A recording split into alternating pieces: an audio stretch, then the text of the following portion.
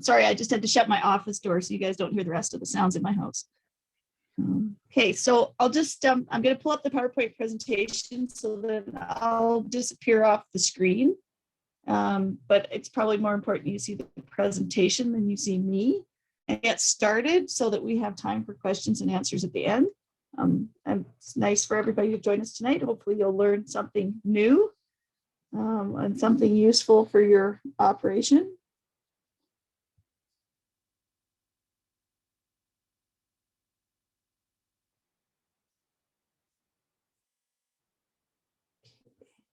I'm just going to turn my video off because we're getting little flags that our internet's not as stable as it could be.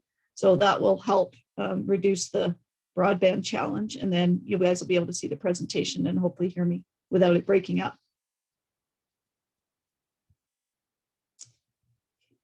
Just a slideshow here.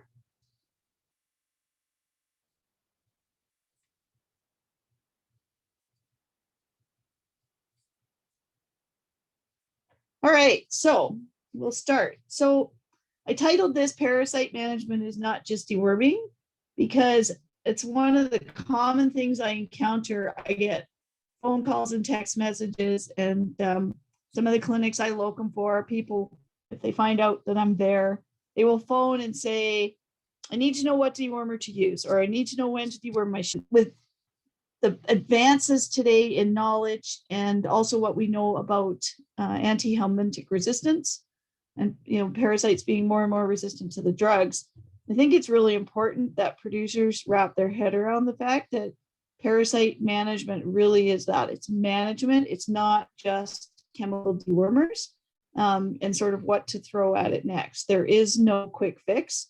There really never has been, and it's getting even more difficult now. Okay, so in this presentation, we're going to cover what I call the 5 W's of a sustainable integrated parasite management, or SIPM. If you read some of the literature out there on the internet and other places, if you see this IPM, that's what it refers to. And really it is, it's an integrated management plan. It's a number of techniques, it's not just one thing. So we're briefly going to cover the why. I think the why is important because if you don't buy into the why, then you're probably not going to be concerned about doing any of the other things if you really don't commit to the why this is important to do. The when do I need a plan? We'll just cover that briefly. We're going to spend a bit saying, what do I need to consider in my parasite management plan?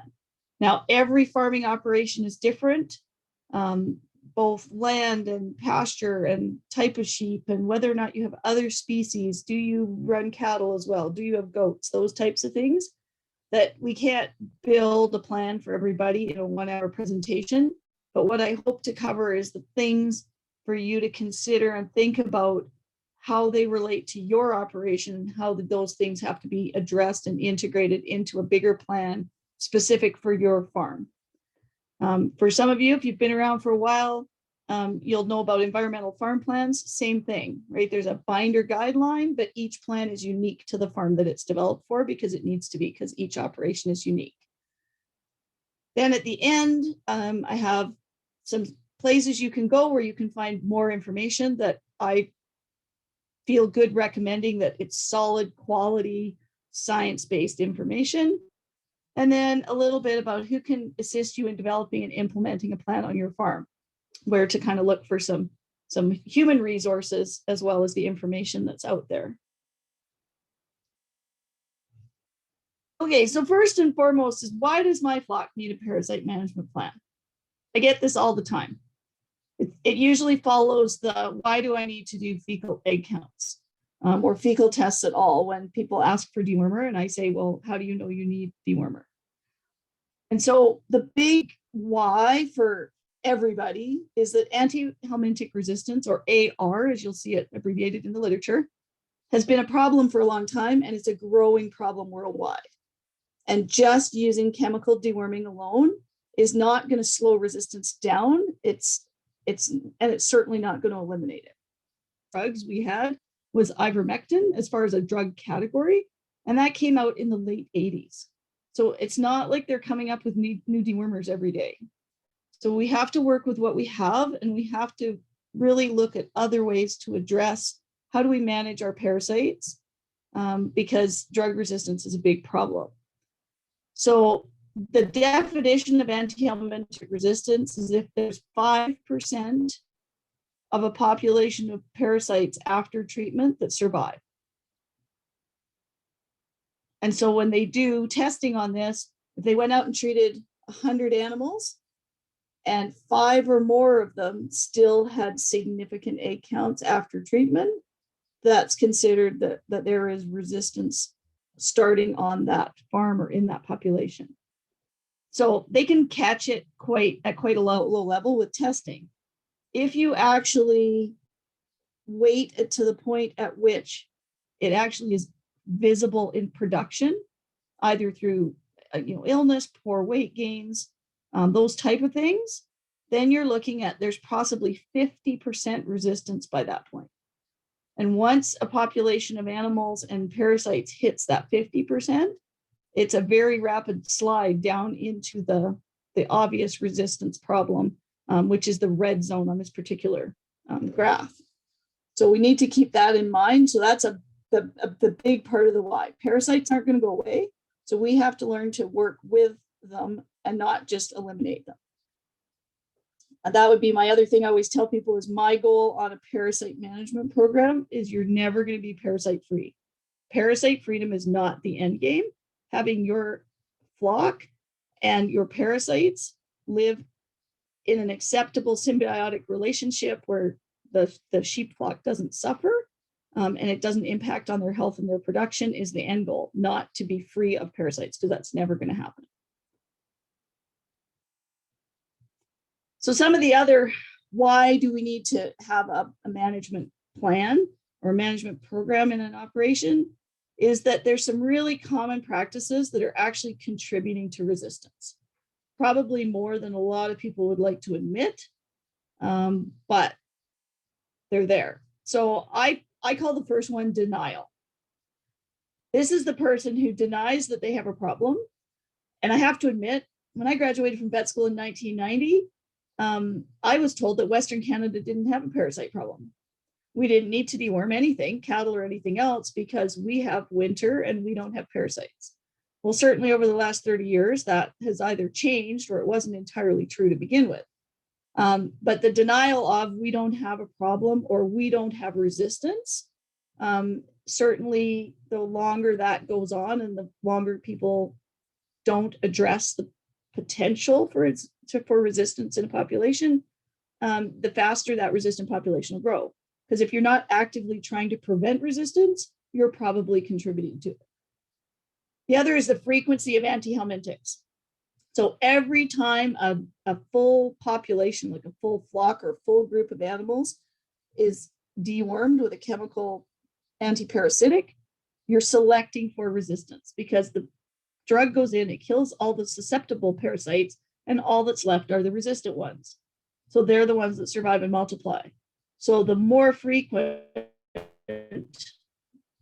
groups are dewormed, the more likely to develop resistance and possibly even multi-drug resistance. In that realm is the rotating of dewormers. So the traditional philosophy, and unfortunately still exists in the horse industry, is that if you change dewormers, say you deworm 4 times a year and use a different category of dewormer each time, then you'll eventually know what they've discovered is it doesn't avoid resistance. It actually builds resistance to all 4 drugs at a faster pace. So that's one of the things. Improper usage. I would say in this category, the biggest thing is underdosing. Everybody wants their lambs to be bigger than they are when they go to market and smaller than they are when you have to spend money on drugs on them. And I see this in the cattle industry too. I can't count the number of places I've been where the guy goes, oh, those are 1,200 pound cows. And they're probably 1,600 pounds if they're anything. So underdosing is a big problem. Part of the ivermectin resistance in Australia is because they were chronically underdosing, because they were deworming every 6 weeks and it's expensive. So they were cutting corners. Improper administration. If you give the oral product and half of it spews out the side of their mouth and lands on the ground, then effectively you're underdosing. So it's not able to do the job it's supposed to do because they're not getting the appropriate amount and it's not getting into the GI tract. or using a product that the worms are already resistant to. So if you have resistant parasites to ivermectin and you use ivermectin, then you're just going to perpetuate that resistance. So sometimes it's important to know what you have on your operation and do you have a level of resistance already before then you can make appropriate decisions. Timing of treatment. So one of the big things here is that treating animals when the animals contain more parasites than what's on the pasture, you kill the susceptible parasites in the animal, and then they go on to a pasture that has what they call refugia, doesn't have a very much parasite population. So then as that animal spits out eggs onto that pasture of only the resistant parasites, you're going to increase the proportion of resistant parasites in the environment faster than if there were a refugia of both resistant and susceptible parasites, so that there would be a mixed population. And then also this ties into the grazing management, is that when you treat animals and place them on a clean pasture, that might be good for the animal in that moment, but it increases the resistant population because the clean pasture does not have non-resistant worms present.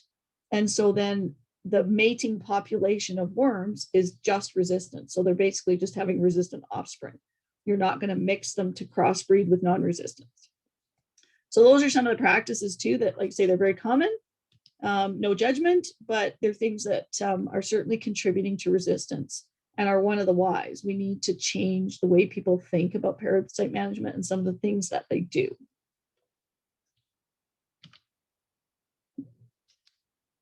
Okay, so the main part of this presentation is what do I need to consider in my parasite management program? So this is, you look at your own operation and what are the different parameters and then how do they fit into that? So the first thing I would like to say for most people to do is evaluate your current farm situation and educate yourself about the basics of parasites in sheep. You don't have to understand everything at a high research level, but an understanding of basic, which types of parasites affect sheep, what sort of life cycles they have. Sorry, got distracted there. What sort of life cycles they have, because sometimes things like rotational grazing, you can actually, if you rotate them back onto a pasture in a time frame that works with instead of against the life cycle of the parasite, you might actually be increasing your parasite load rather than diminishing it. So there's tons and tons of basic information out there on the internet in books, but take the time to just educate yourself on the basics and then go and look at your farm. So, just stand back and say, what do we do currently? Do we think what we're doing is working? Or do you know for sure this is working?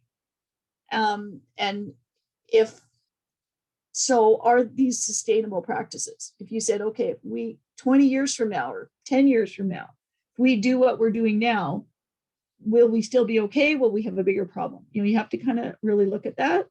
And then what are the key areas and times in your production cycle for risk of parasites? For somebody who has a large commercial lamb producing flock that lives almost its entire life in a barn, you don't have a really big risk of parasites because your sheep don't graze. For somebody who lives in a climate like the people in the southern US where they graze year round, the animals are always out on grass, they're out on grass, they lamb on grass, they raise their offspring out to weaning on grass, their risk in their production cycle and their system is going to be substantially higher.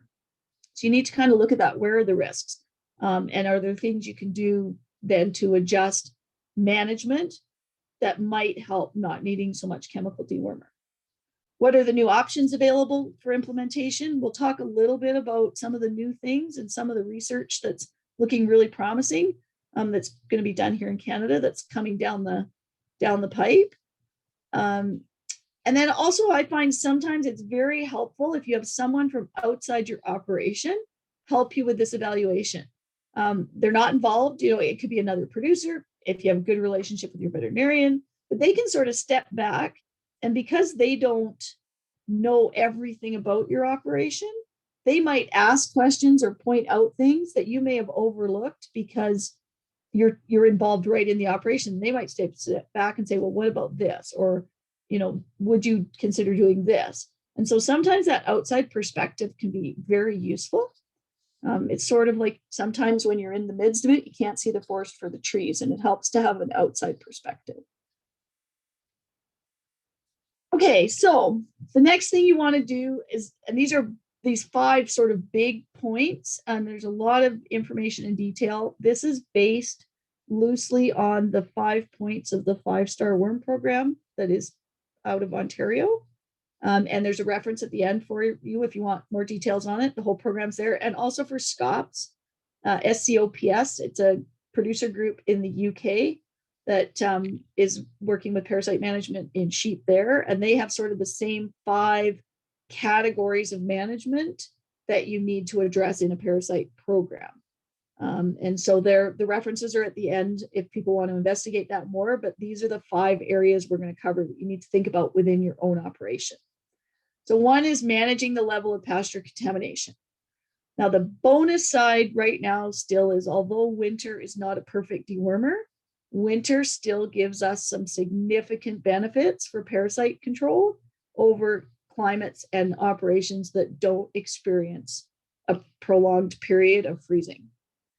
So, when you're bitter about life in December or January, think winter is a good thing for parasite management. It does give us a break in the infection rates because the eggs are dormant and the adults are dormant and the larvae are dead if they were alive before that, and the animals aren't grazing. So it does give us a good break that lots of people in the world don't get. So some of the biggest contaminators, the biggest ones are either lambs or kids in mid to late grazing season.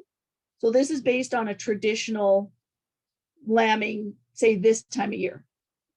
You're lambing in the spring, and so those would be sort of weaned lambs, maybe 2 to 6 months of age, depending on when they were born. And it's because they picked up a parasite load on the pasture, and they don't have any immunity yet at that point, and so those parasites are multiplying at quite a high rate in them, and so then they're shedding large numbers of eggs back onto the pastures. The other one is the late pregnant lactating females, and that's your periparturient rise. And you will see that sort of regardless of, even I've seen periparturient rise even in January. Obviously, they're not contaminating the pastures that time of year. So this is most significant for people who do pasture-based lambing or who have the ewes go to pasture with their lambs at foot. Again, because of that rise, because of the parasites in the spring coming out of hibernation in the rumen, they're going to be producing large numbers of eggs. So they're the biggest contaminators of pastures.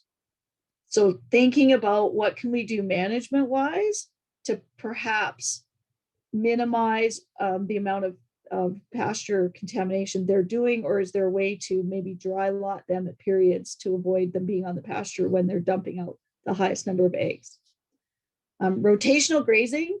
So there's sort of 2 things with rotational grazing. One is the same species moving through small pastures. And some will move through and come back around in the season. Some might move across a set of pastures and never return to the first pasture. It depends on numbers of animals, numbers of how much grass you have. But that can be a way to reduce the amount of contamination too, because you're not leaving them on the same space for a long period of time. The other is rotational grazing with different species. So if you graze sheep and then you graze your horses behind them, the horses will ingest the larvae of the sheep parasites, but those parasites don't affect horses. And so this can be a good way to use one species to basically vacuum your pasture of larvae that affect a different species. And so multi-species rotational grazing can definitely be used that way. Quite a few people are using not free range, but chicken tractor type chicken grazing. Because again, the poultry don't get affected by sheep parasites, but they sure clean up a lot of larvae because that's what they eat and they live on. The one you do have to be careful with is that llamas and alpacas are susceptible to quite a same number of species of parasites as sheep and goats. And so rotational grazing with those two species is not particularly effective. Some of the research I've also seen is that grazing cattle either before or after sheep is more effective than grazing cattle with the sheep.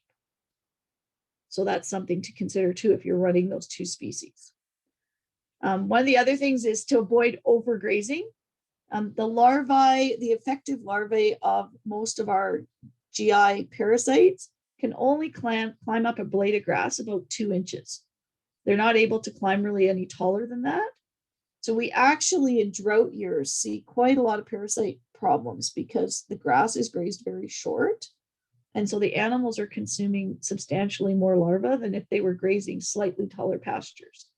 Now, this is a little bit of a balancing act with sheep, especially because if it gets too tall, then they will pick the little short stuff and they'll leave the tall stuff. But it definitely leans more to really being careful about overgrazing, especially if we have a drought year where we have poor pastures. That can certainly happen. The other thing is that on pastures, larvae are found in the pellets, in the manure pellets. So you want to avoid areas of a lot of pellet contamination or use harrowing, those types of things to break up the pellets. That exposes the larvae to the environment. And larvae are quite fickle. They like to be warm, but not too hot, and they like to be moist. And so if they get exposed to hot, dry weather or cold, dry weather, that will kill the larvae. And so that will certainly help. So harrowing pastures and breaking up the pellets can be helpful in reducing the contamination. Also, lush, wet areas is where the pellets and the larvae like to live. So depending on pasture systems, but swampy areas or areas that are just a little low and wet, or some climates like maybe Southern Ontario, you're going to have more of an issue because the climate is more hospitable. So things you can do to sort of manage those areas can certainly be helpful. And also there aren't larvae necessarily in stored manure piles or manure areas, but eggs certainly are present. And so not having access to stored manure piles definitely will help diminish the amount of pasture contamination. One, if the sheep aren't ingesting it, and two, if there's not runoff and stuff from the manure piles into the pasture. If it's well composted, then it can be used as fertilizer, but it's in its raw form, especially piling up bedding and shed areas in the springtime, they can be quite a heavy contaminated manure pile. One thing is to try, if at all possible, to avoid grazing sheep and goats together. Adult sheep, as they mature, do develop a level of immunity to a lot of the GI parasites. And so that's generally why adult sheep are not as affected as young sheep, because they develop this immunity. Goats never develop that immunity. So if you have sheep and goats together, the goats are going to be little parasite factories where the sheep will be less affected. And so that's not helping your pasture or your two species. And then also maintaining refugia. And you'll read about this and talk about this quite a lot. And this goes back to you're not trying to become parasite free. So what the refugia is on the pastures is it's a population of parasite eggs, larvae that are mixed between maybe resistant and non-resistant.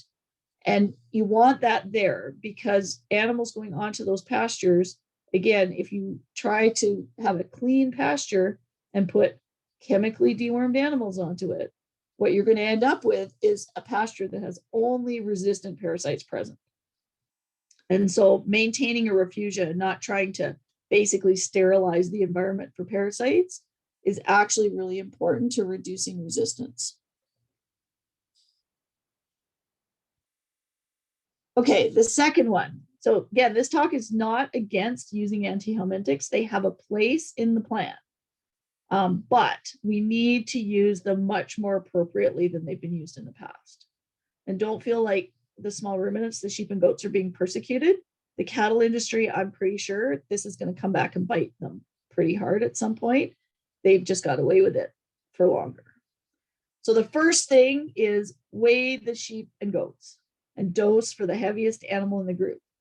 If you're not going to dose individually in a group of lambs, then you need to dose for the heaviest one, and you need to be reasonably accurate.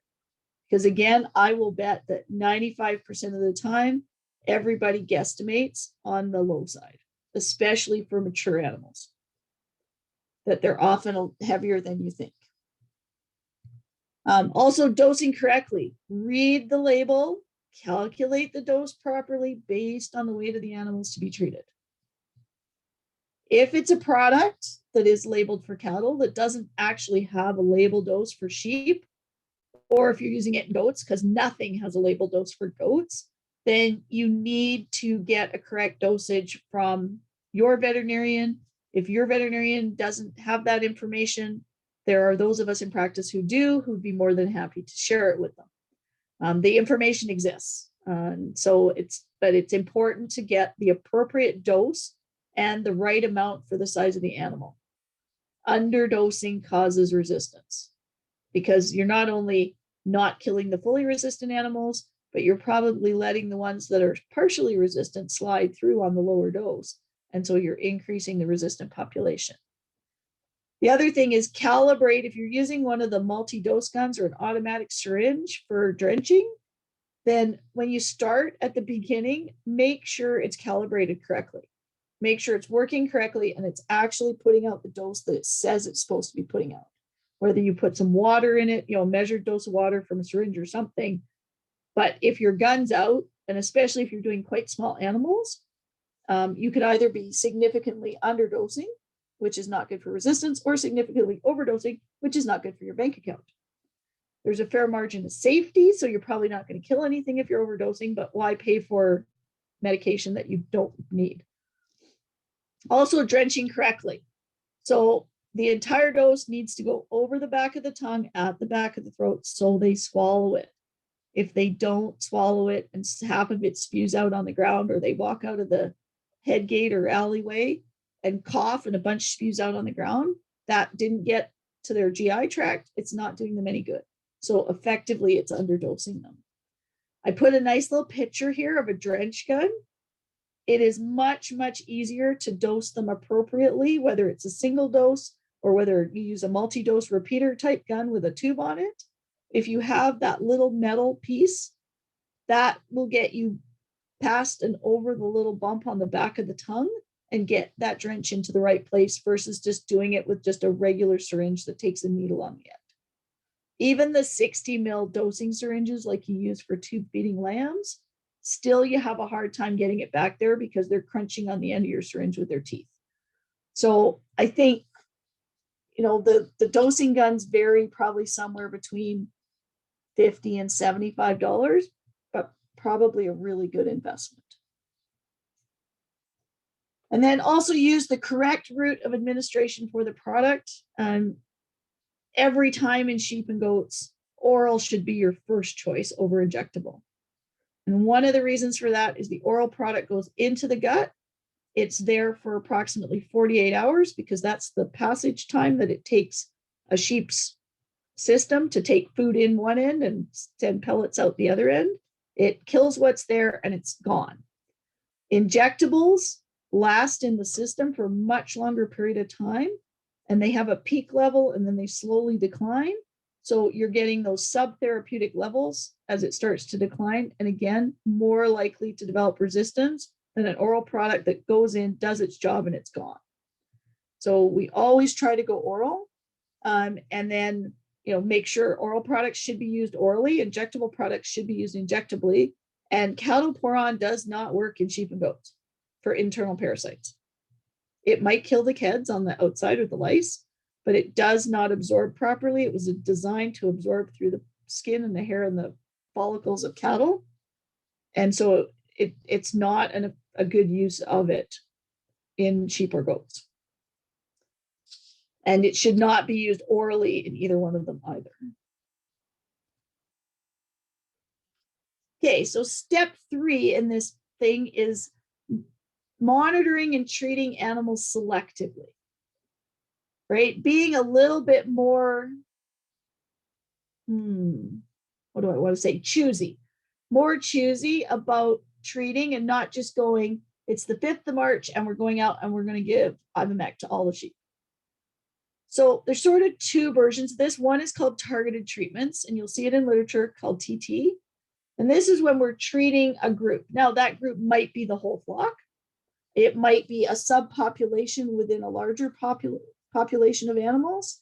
And it's generally based on pooled fecal egg count samples.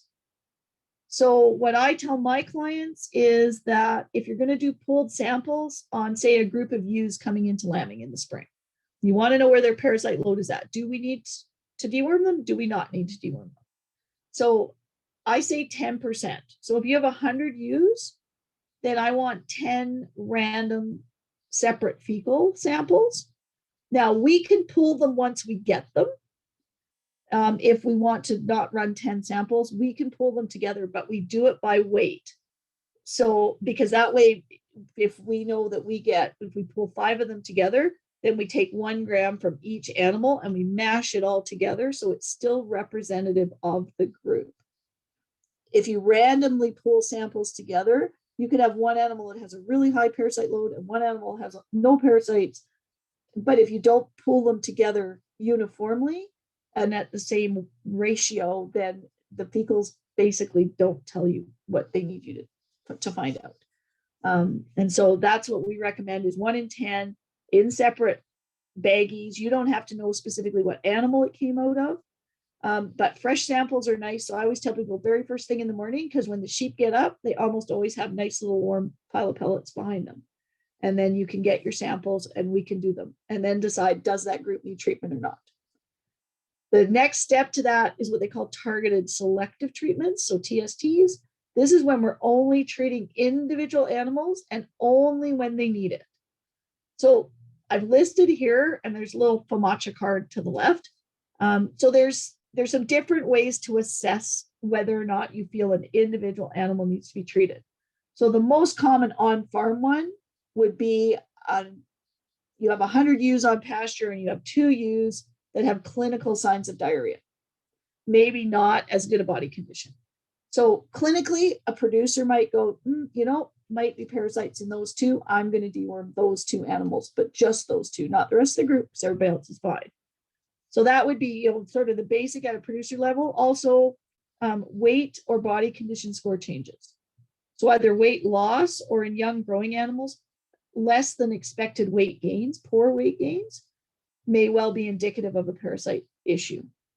So those often can be used too to say, man, I always tell people, if one of the things is not like the others, remember Sesame Street, and if you look at a group of animals and 95 of them look really good and 5 of them have poor weight or they've lost weight or they have diarrhea, then it's like, okay, those 5 are different to the rest of the group. So what's going on with them?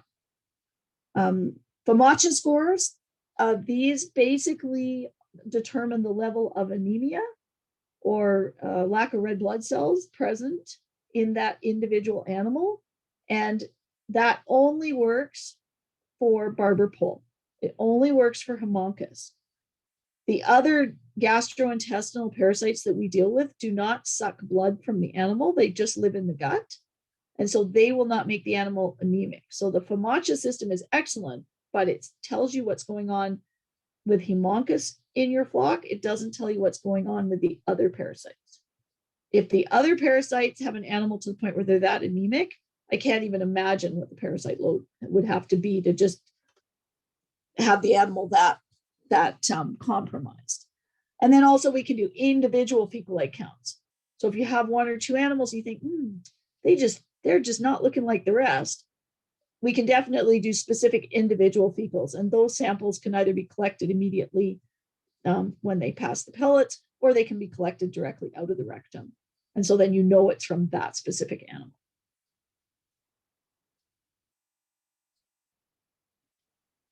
Okay, so still in this sort of selective treatment, I'm going to talk a little bit about some of the alternatives to antihelmetics that are coming down the line.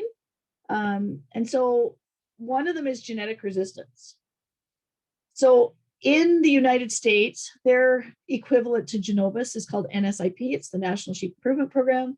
They have a number of different breeds on it, but several of the breeds, starting with the Katahdins, because there's a lot of them on that program, they've developed a fecal egg count EPD, which allows you to establish whether or not that particular animal, and it's used for buying rams, is more or less likely to have offspring that have a level of natural parasite resistance genetically. I have never been able to participate in the program because we don't actually have enough parasites here, partly because of winter. We can't challenge them hard enough to see the differences genetically in a population. So I've gone the other route and I buy rams from the people that are in the program that have good parasite resistance. But that's certainly something that's coming down the line. The other one is the Carla saliva test. So this actually tests for the carbohydrate larval antigen, which is why it's called Carla. The original test was developed in New Zealand, and it measures antibodies. The L3 stage is the infective larva of the gastrointestinal nematodes. And so by determining from this saliva test, and it's a cheek swab test, you can say test your ewe lambs in the fall, and the ones that actually have good levels of antibodies to the L3 stage, they're going to develop immunity faster to the parasites, and long term that's better for them to be more naturally resistant. And so you could actually select replacements based on their ability to be resistant to parasites. So the really cool thing is I was just talking to Dr. Paula Menzies this week, and they have had their funding approved. So they have money now to take, I think she said they're going to take 20 flocks in Ontario over the next 2 years. And they're going to not only run the test and see and follow the animals with fecal egg counts to see if the ones with the high antibodies are actually have lower egg counts. But right now the tests all have to go to New Zealand and they have to be sent on dry ice, which is a bit of a problem. So they're hoping to also make it so that they can develop the test at the Animal Health Lab at the University of Guelph. So the test will be available here in Canada. And so hopefully then people can ship samples without having to deal with the dry ice issue. So that's pretty promising. So hopefully a couple of years down the road, we'll have another selection tool for natural resistance. There are also some trials that have been done with plants containing tannins. So the tannins have anti-parasitic properties in the gut of the animal. Some of these are like bird's foot trefoil is one of those plants. The balancing act is you need enough tannins to kill the parasites, but not so many tannins that the sheep refuse to eat the plants. So that is a bit of a balancing act, but there's certainly more research going on to see if they incorporate those plants into grazing systems, if that will help reduce the parasite load on pastures. There's also some products. There's a fungus, this deflagrans fungus that naturally grows on manure, and it helps to kill off the larvae as it breaks down the manure. The product that's commercially available in Australia and the United States is called Bioworma. You may have actually seen some information about it. You can Google it. The company has a website. So basically what it is you can't, to get enough fungus to really be anti-parasitic, what you need to do is they actually have to feed this Bioworma product to the sheep for 60 days before they go out onto the pastures. And so there is some significant work being done with that in the US, and it certainly has shown some significant promise in Australia. Again, reducing the load on pastures.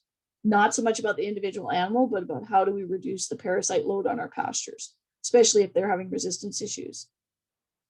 There's also Barbervax is a vaccine against Haemonchus. It's available in Australia, New Zealand, and the UK. And again, it's not available here at the moment. We don't have quite the same level of issues with barber poleworm as they do in those countries. Those are also countries that have year-round grazing. And so that adds to their issue because they never have a natural environmental break from the parasites because they graze 12 months of the year. But the Barbervax has been used in flocks and has also done a very good job of reducing the parasite load on the pastures. So if you can get your pasture parasite load down, hopefully that means the side effect to that is it's going to reduce the effect on the sheep. Okay, the fifth step is quarantine and treat new introductions. And I will admit, I'm probably even guilty that we think about all the other things when we bring animals home. We don't want kids and we don't want foot rot. And some flocks, are testing them for Midivizna and making sure they don't have caseous lymphadenitis. But we don't stop to think about what parasites is that new introduction bringing into our flock or our herd that we maybe didn't have before. And I'm sure it's not completely at fault, but I will bet that a big part of the drug-resistant homuncus that we are seeing in goats in Western Canada, maybe even in the East, but I mean, I work out here, were bucks that were brought in out of the Southern United States. And nobody ever stopped to think what sort of nasty drug-resistant parasites we could bring in out of places like Texas. And because the level of homuncus resistance in Alberta, based on Dr. Gillard and Dr. Levy's programs with the University of Calgary, is way higher than what we would have guessed. And I think we maybe imported a substantial portion of that, bringing in animals from year-round grazing climates that we knew already had drug resistance issues in those areas.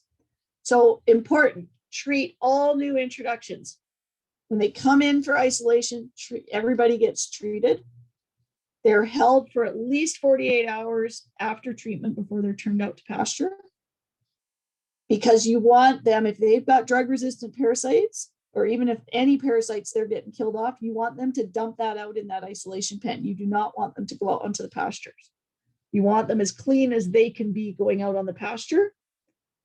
Make sure the manure from the isolation is not then inadvertently contaminating the farm, that that area is cleaned out and that manure is treated appropriately.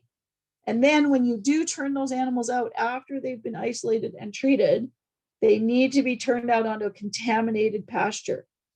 If they have resistant parasites, you want to dilute that with non-resistance, and you want them to pick up refugia from your farm. So hopefully that'll dilute out the potential of anything they're bringing into your farm.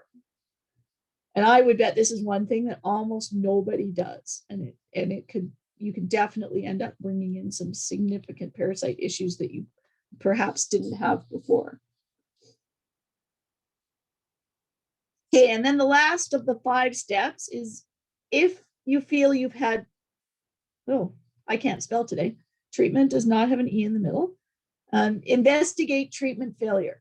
If you feel that you have treated with anti-helmetics and you have not seen an appropriate improvement, or things have gotten worse, whatever, you need to investigate that. Because the first question I would always say is it a failure of treatment, or is there something else going on? You may think that you dewormed, but they haven't gained body condition. But is that because the dewormer failed, or is that because there's a nutritional issue? So you need to determine, is it actually a failure of treatment, or is there something else going on that's causing the same appearance? And fecal egg counts are usually the best way to do this. If you have treated animals and you're not seeing response, then doing fecal egg counts, even doing them after without doing them before, if they still have really high counts, it's like, okay, well, whatever the product or however it was administered it wasn't effective. And then we can do something called fecal egg count reduction tests. So there's a protocol to doing this. And if people are interested in doing it, we can certainly work with them. But basically what we do is we do fecal egg counts on the same day as we treat. There's a control group and then groups with the different deworming products that you want to test for. We treat them all, and then we come back and we do fecal egg counts 2 weeks later, and you compare the control group to the dewormed group. And the reduction in fecal egg count will tell you whether or not there's resistance and sort of at what significance to the individual products that you're testing.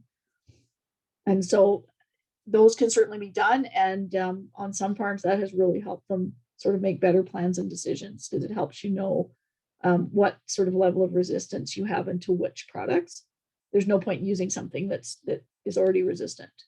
The other thing that's kind of new and exciting that's coming down the line for us is that Dr. Gillard's lab at the University of Calgary, they have a process by which they can actually do an assay and identify exactly which and in what proportions of the species of parasites you have.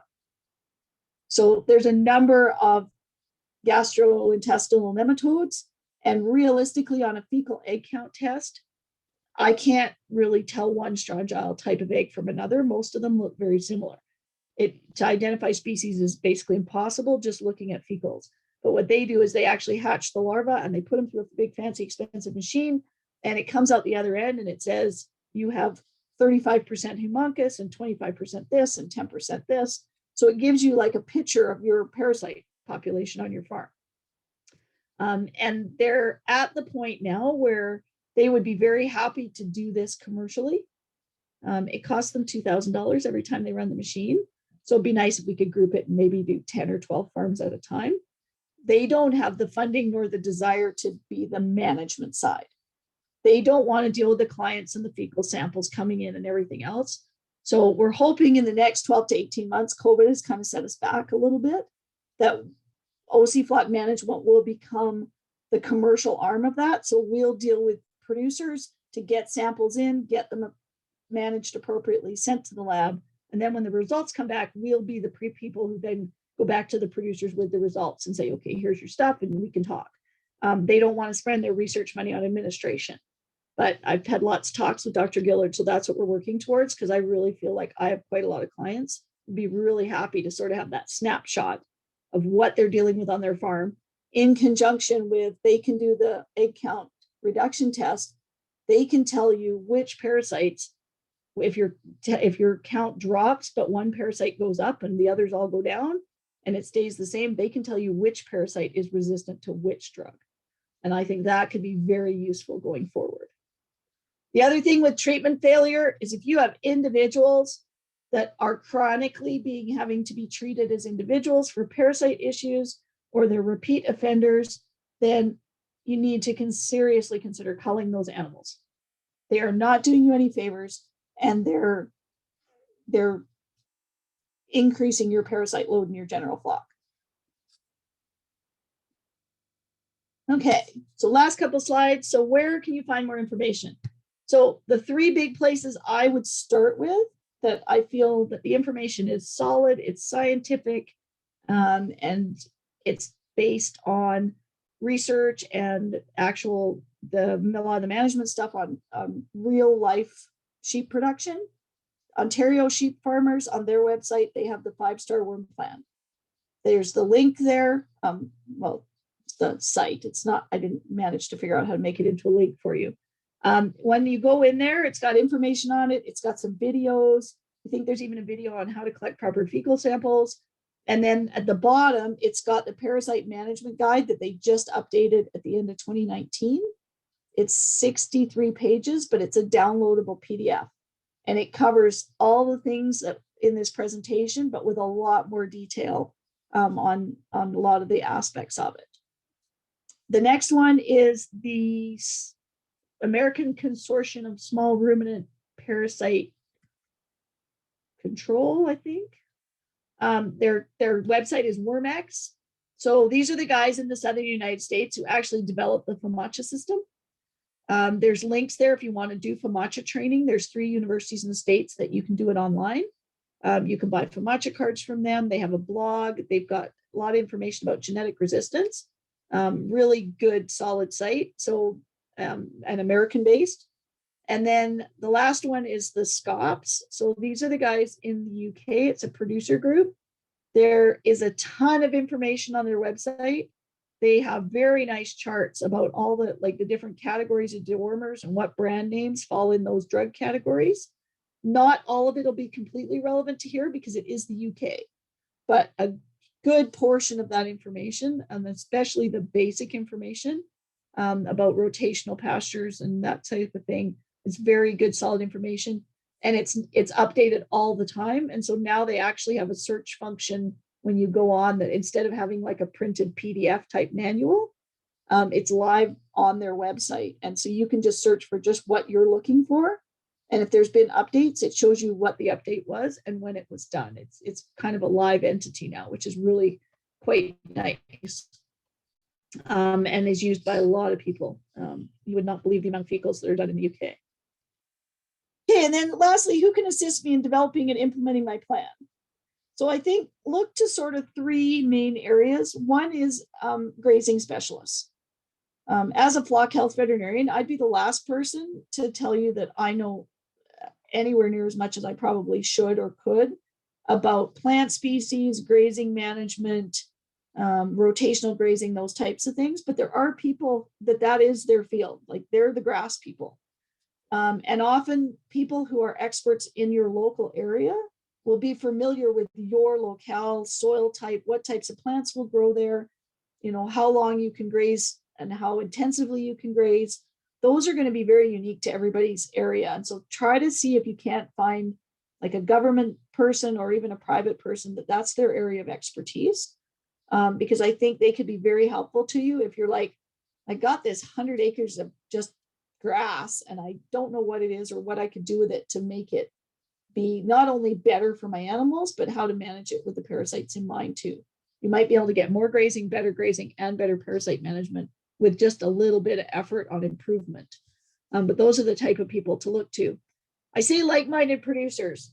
I always tell people if you need a little bit of light reading before bed, go find the 5-star program out of Ontario and try to wrap your head around all that. Integrated parasite management is not a simple formula. There is no one set. If everybody did this, it'd be fine. It's all got to be integrated into your climate, your environment, your production system, the type of animals you have.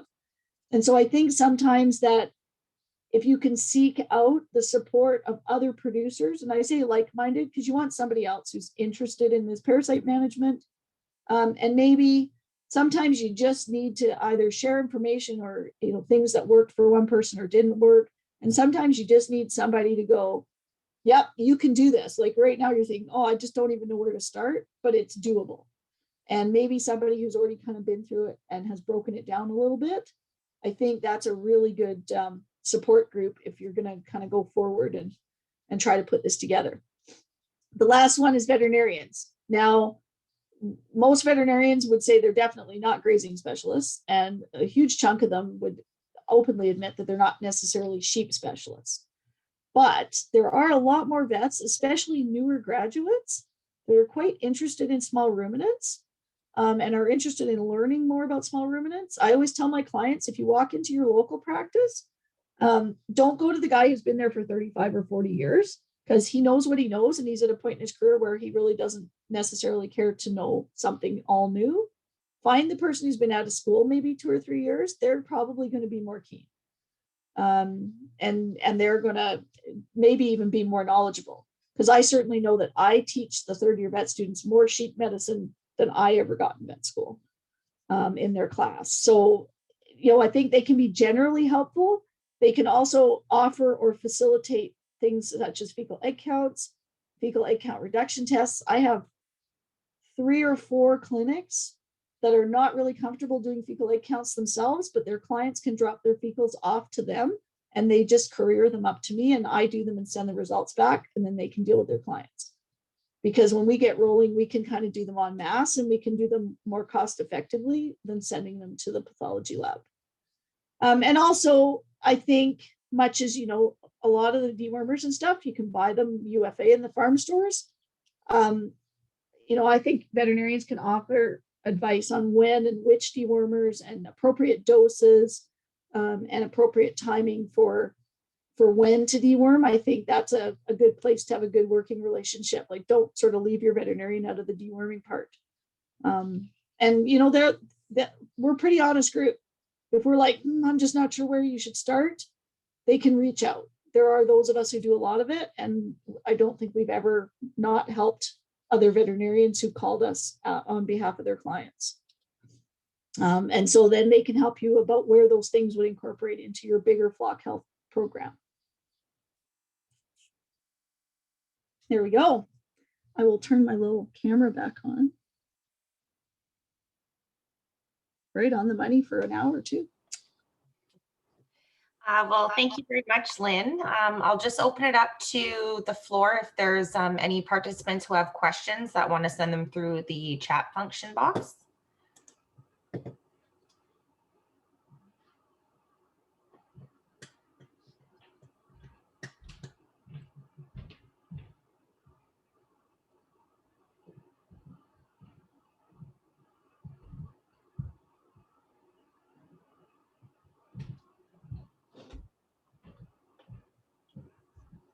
They're overwhelmed. Their brains have exploded. There is a message that came through. Lynn, are you able to see it, or would you like me to read it out? No, I just have to scroll back a little bit here because it disappeared on me. Let me make my chat box big and then it won't disappear. Okay. Okay, so if you're doing your own fecal egg counts, generally speaking, especially if you're doing in the summertime on pasture, 500 eggs per gram. And above that, we would consider that could justify treatment. I would suggest that if you're in winter or early spring lambing, and you're over 100, with that level of periparturient rise, that might justify treating those animals, even though they're at a lower level, just because they're not grazing. So if they have 100 eggs per gram and they haven't been on pasture for 5 months, that to me is significant.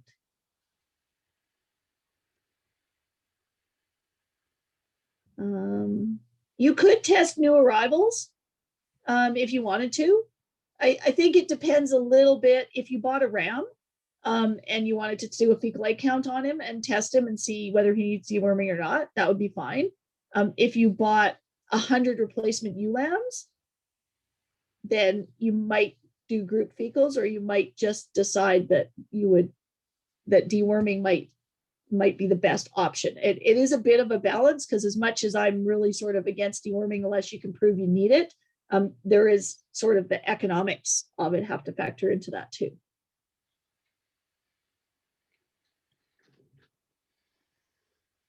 What is the normal number of times for drenching in a year in Alberta? I have a large number of clients that the answer to that question would be 0. I would hope for most people, not more than once for any given group of animals, right? And mature animals and replacement stock, in my mind, could be 2 different groups. If they're drenching more often than that, they either have a resistance problem they need to address, or they're using anti-helmetics irresponsibly.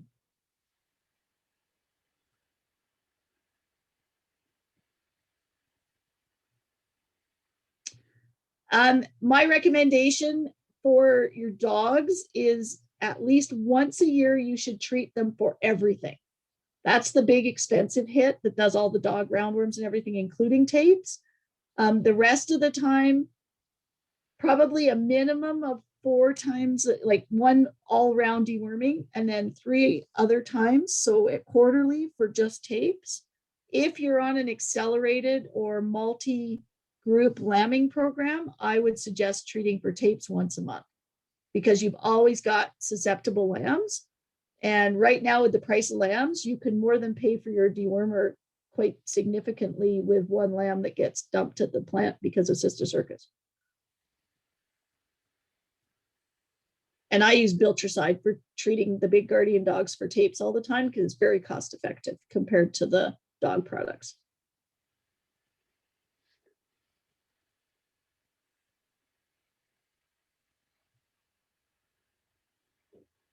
I'll do one last call for questions coming through to Lynn.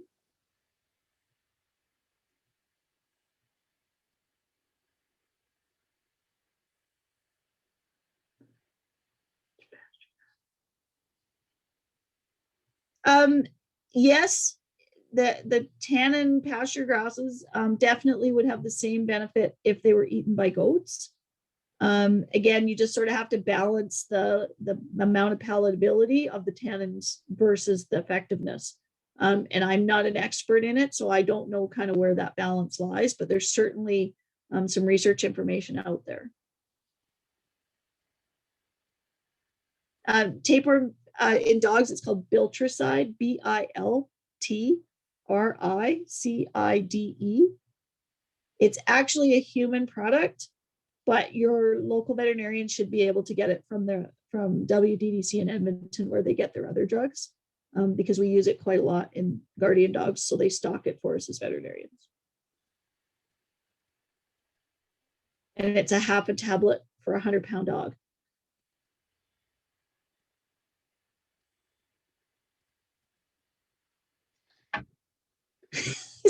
way to convince the vet to prescribe the cheap tapewormer. Well, you can have them call me if you want.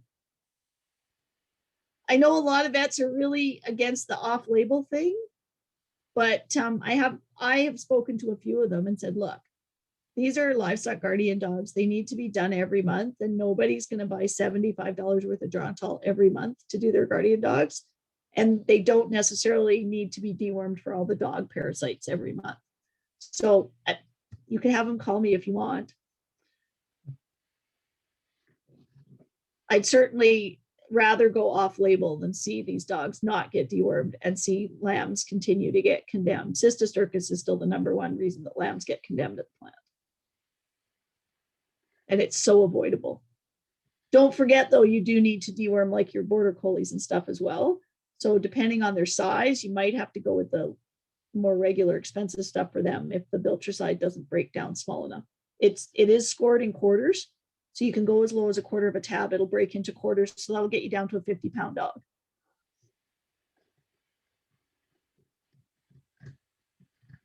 And yes, your dogs, I guess, should be part of your parasite management plan.